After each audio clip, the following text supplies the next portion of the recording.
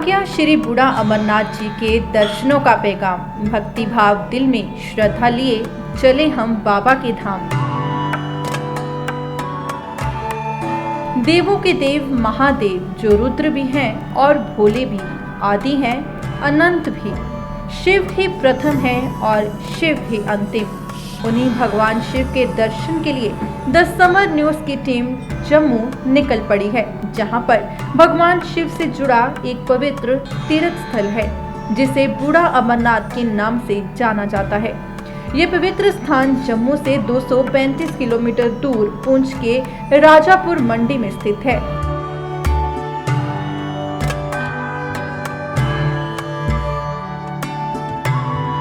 श्री बूढ़ा अमरनाथ यात्रा को लेकर हम पहला पड़ाव लखनपुर बॉर्डर पहुंच चुके हैं। यहां पर आने वाले यात्रियों को पहले पास बनवाना पड़ेगा और J&K में दाखिल होने के लिए पहले लखनपुर बॉर्डर से पास बनवाना पड़ता है।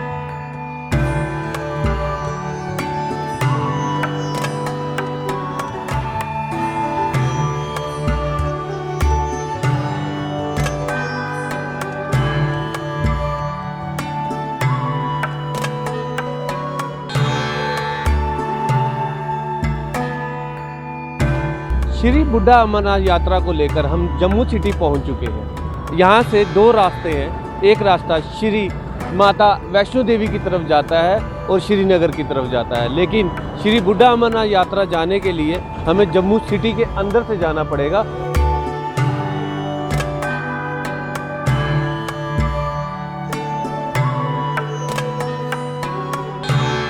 ये रास्ते और रास्ते के वृक्ष, गगनचुंबी पहाड़ियां और घाटियां भी मानो शिव स्तुति में मग्न हो।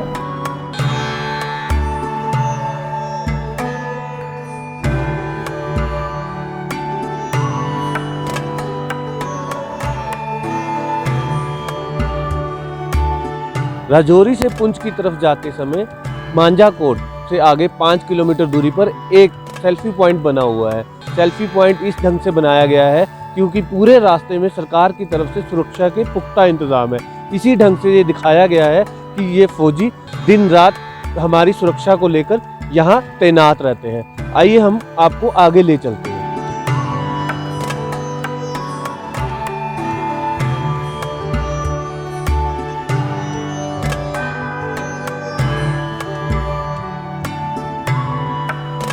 इसके बाद हमारी टीम पहुंचती है बिम्बर गली।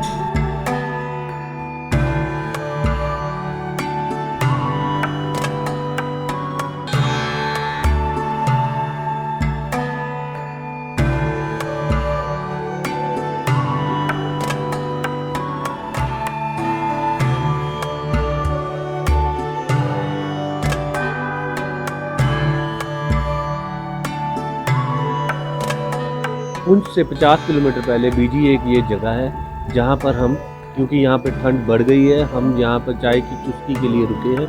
आप भी जब आएँ यहाँ पर चाय की चुस्की जरूर लें। यहाँ चाय के साथ साथ समोसा, डोसा और बहुत कुछ खाने को मिलता है। ये देखिए यहाँ पर कैंटीन बनी हुई है और ये 50 किलोमीटर पहले पुंछ से बना हुआ है। और आएँ और चाय की चुस्की यहाँ पर जरूर।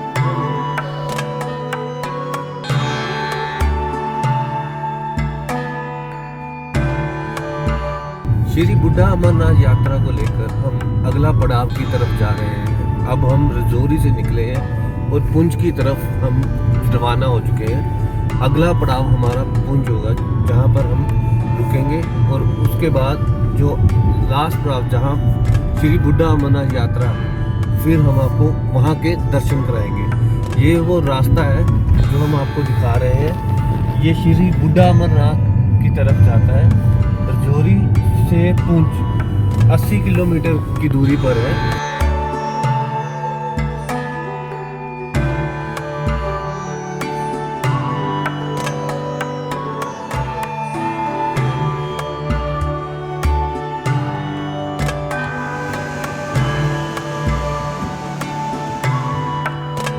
श्री बूढ़ा अमरनाथ यात्रा को लेकर हम आखिरी पड़ाव पुंछ पहुंच गए हैं। यहाँ से 12 किलोमीटर आगे श्री बूढ़ा अमरनाथ यात्रा मंदिर है। श्री बूढ़ा अमरनाथ यात्रा को लेकर द समर न्यूज की टीम पुंछ पहुंच गई है।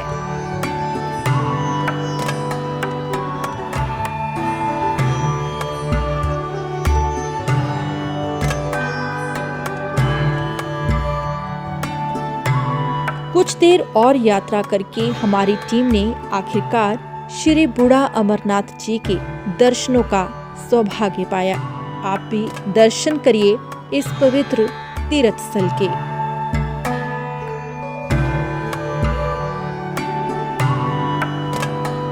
बाकी शिव मंदिरों से ये अलग है। कहा जाता है कि भगवान शिव द्वारा सुनाई जाने वाली अमर कथा की शुरुआत भी यहीं से हुई थी। श्री बूढ़ा अमरनाथ के दर्शनार्थ करने आने वाले किसी धर्म, मजहब, जाति का भेदभाव नहीं करते।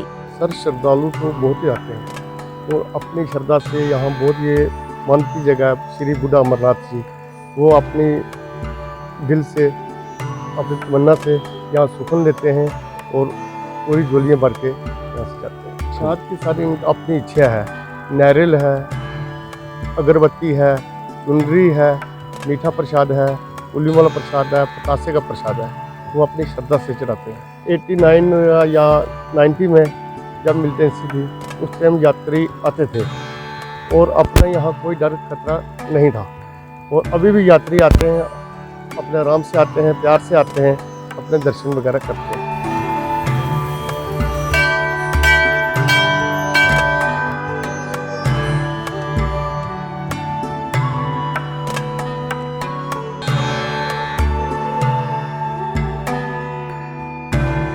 पुंछ कस्बे का पहला नाम पुलस्त्य ही था।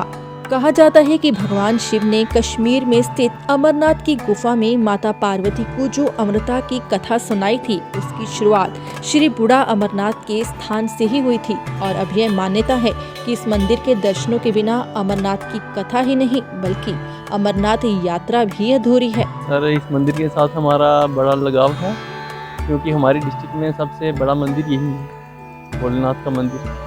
और हम यहाँ पे लगभग बचपन से ही आ रहे हैं। तो यहाँ पे अगस्त के महीने में राखी पे ज़्यादा मेला होता है, फिर तो पूरे हिंदुस्तान में से लोग आते हैं यहाँ पे माथा टेकने, और हमारी बड़ी आस्था यहाँ पे जुड़ी हुई है इस मंदिर के साथ। ऐसे माना जाता है कि जो भी अमरनाथ जी की यात्रा करते हैं श्रीनगर में, तो उसके बाद हर एक यात्री यहाँ पे आता है तो फिर ही उसकी यात्रा सफल होती है और पूरी मानी जाती है।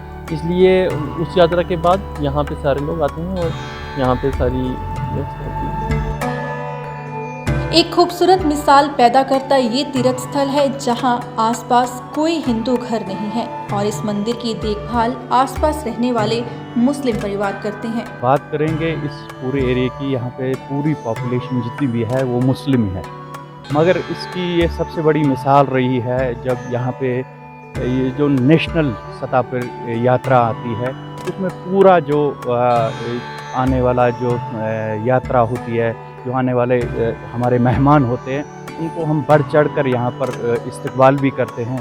उनके साथ साथ वो ये त्यौहार हम मिलजुल कर उनके साथ बनाते हैं, क्योंकि हमारी यहाँ पुंछ की एक रीत रही है, क्योंकि भाईचारा और हिंदू मुस्लिम एकता जो हमारे यहाँ पे ज़िला पुंछ और तहसील मंडी को देखने को मिलती है, उसकी यहाँ पे सबसे बड़ी मिसाल ये है कि हमारे ये जो बूढ़ा अमरनाथ है, ये एक बहुत बड़ा आस्थान है हिंदू धर्म में, और हम सब इसकी जो है हिफाजत भी करते हैं, और इसकी जो देख रेख है वो सब मुस्लिम जितनी भी कमेटी के बंदे हैं, इसमें सब हम हिंदू मुस्लिम सिख सब मिलजुल कर हम इसमें बढ़ चढ़ कर हिस्सा लेते हैं। आप ये चीज़ मानते हैं कि ये श्री बूढ़ा अमरनाथ जो मंदिर है यहाँ पे, जो पावन स्थान है, यहाँ कहीं ना कहीं इस जगह को आशीर्वाद भी है इस मंदिर? हाँ, ये बिल्कुल हम इससे सहमत हैं और हम मानते भी हैं इस चीज़ को, क्योंकि ये एक बहुत बड़ा आस्थान है हिंदू धर्म में, और सब इस चीज़ की यानी अक्कासी भी करते हैं और हम मानते भी हैं इसको। श्री बूढ़ा अमरनाथ का मंदिर चकमक पत्थर से बना हुआ है। ये सभी बाकी शिव मंदिरों से पूरी तरह से अलग है।